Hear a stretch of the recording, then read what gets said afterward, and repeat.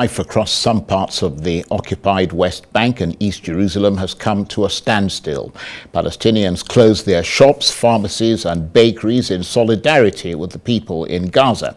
They're demanding an immediate ceasefire and want countries around the world to put more pressure on Israel to stop its indiscriminate attacks. People have also joined the strike in neighboring Jordan and Lebanon.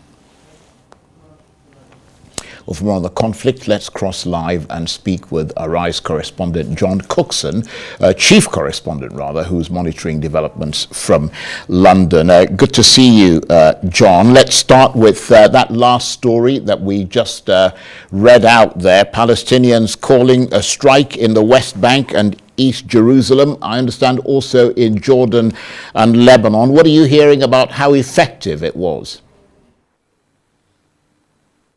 So familiar, Charles, across the decades that when Palestinians in the West Bank have something to say, have a point to make, they have these shutdowns, and no doubt it will last for a few days. It's interesting that that strike, if you can call it that, has transferred also to neighbouring Jordan. Such, of course, is the feeling of Palestinians in the West Bank for what's happening to Palestinians in Gaza.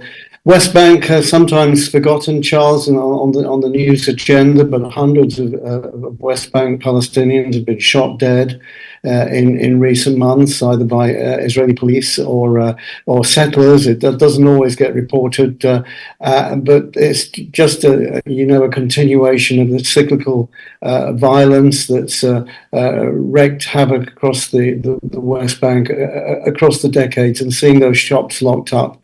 I've been there and seen it so many times.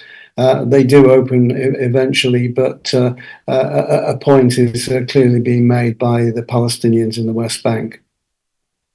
And John, the UN General Assembly likely to vote on Tuesday, tomorrow, on another call for an immediate ceasefire in Gaza. I mean, you know a lot about these things. I mean, the outcome is not binding, but what sort of impact is it likely to have?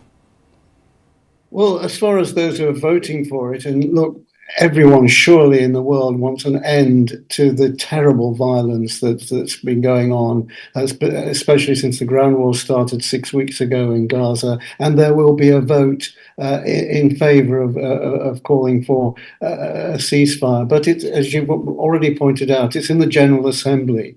Those votes, however powerful they are and however strong the words are, they're not binding on the state that's being targeted, in this case Israel. And even if it was a Security Council resolution, the Israelis have ignored that in the past. Look, they're in the middle of a war right now. They're on a roll, if you like, pushing south into Gaza, having almost seized control of the north of the Gaza Strip. And it's just another example to me, Charles, of the ineffectiveness of the United Nations, which was founded back in 1948, and it really does need a revamp if it's to become an effective operator on the world stage, because the world's moved on since the end of the Second World War.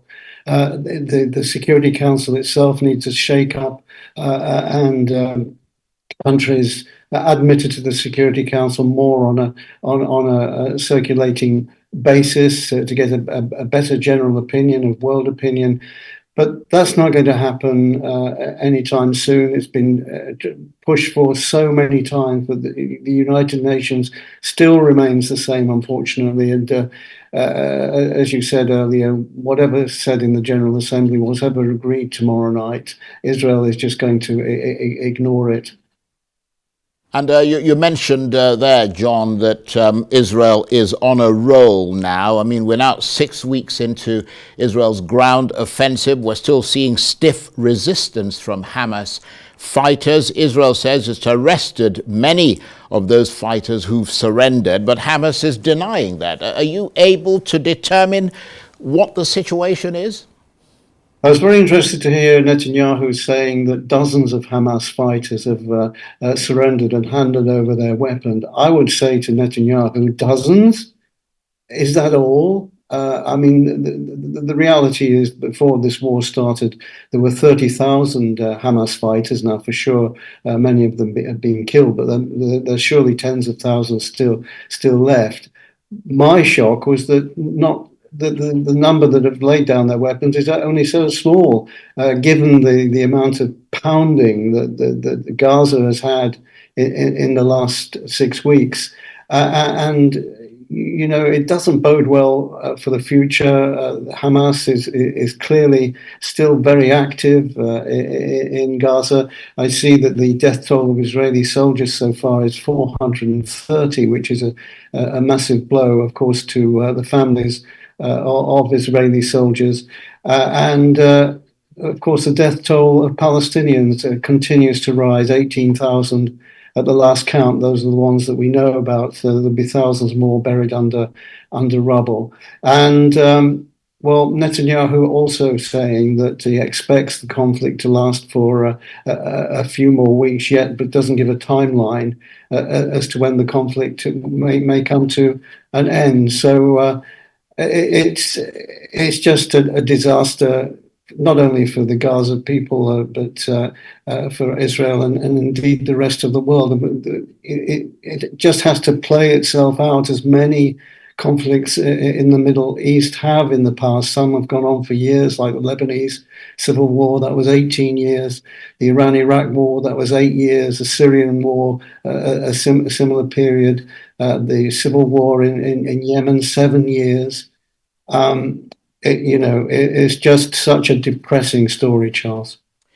Well, absolutely, John. And talking about the possibility of an end, I mean, Qatar's leader saying that Israel's bombardment of Gaza is narrowing the window for a truce. I mean, what's your analysis of that? It sounds like Qatar is continuing efforts to try to mediate a ceasefire and to free the remaining hostages. But I mean, Qatar is saying it's not seeing the same willingness to negotiate as before.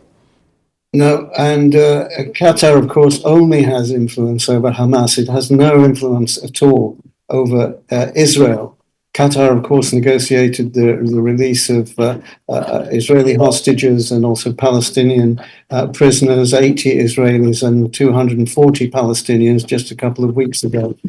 But the atmosphere back then was totally different to what it is now. And this conflict is so much in full swing at the moment. It will be hard to see how it can be stopped and whether a pause would be possible at the present time.